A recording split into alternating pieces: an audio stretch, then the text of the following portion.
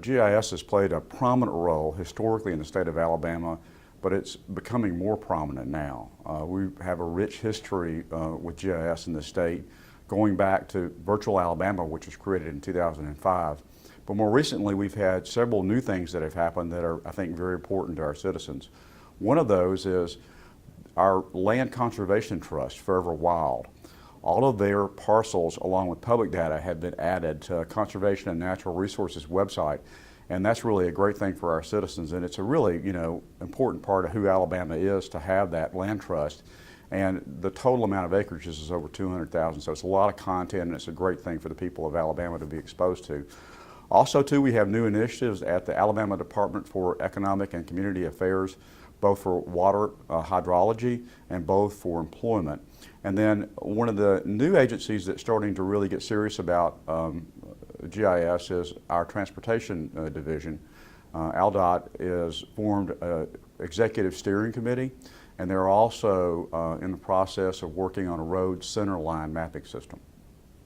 And then, finally, probably the biggest initiative that we have going on right now is, this school system that we have that we call VAS3, which is a complete digitized version of all of our schools, K through 12 in Alabama. We think it's one of a kind. We're very proud of it. It was a wonderful collaboration amongst many different organizations, including the Department of Education, as well as law enforcement. And it is, I think, kind of the gold standard for that being done in the country right now. We're very proud of that. Also, too, one of the things that's happened is that, Virtual Alabama continues to be adopted by many different organizations. We have 5,000 different organizations that are using Virtual Alabama now, and we have just slightly less than 39,000 users, and we're very proud of that as well.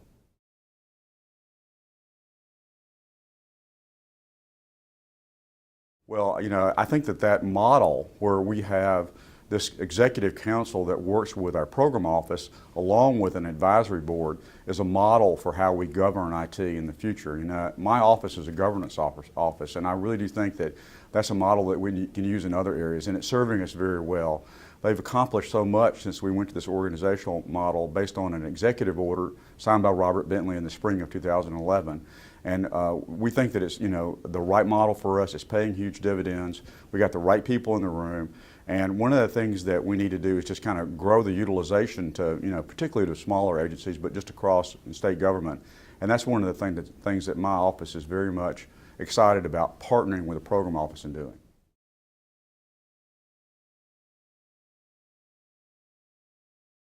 We think we've saved hundreds of thousands of dollars in licensing fees and other software costs.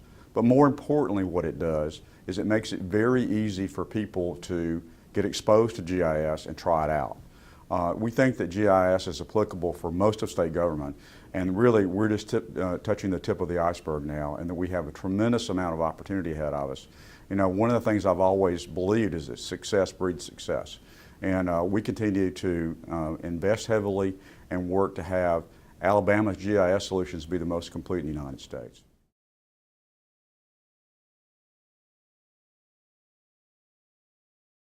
Well, I think, trying to problem solve geospatially is probably, one of the last frontiers in problem solving. And if you, think back to, how some of the great problems in history, were solved, it was, really using geospatial data before geospatial data existed. And, I think that is, a very important tool for us to use and will help us better serve our constituents by being able to have this geospatial component, and also, making sure that we manage our data in a way that's consistent with us always being able to look at it in some kind of topographic manner. And one of the things that I've talked to the people in the state of Alabama about is making sure that we keep those records in the GIS system, our kind of gold client record. And that we are always able to use that and share that data with other systems, but it always stays in the GIS system. And that's part of a lesson that I learned when I worked in industry.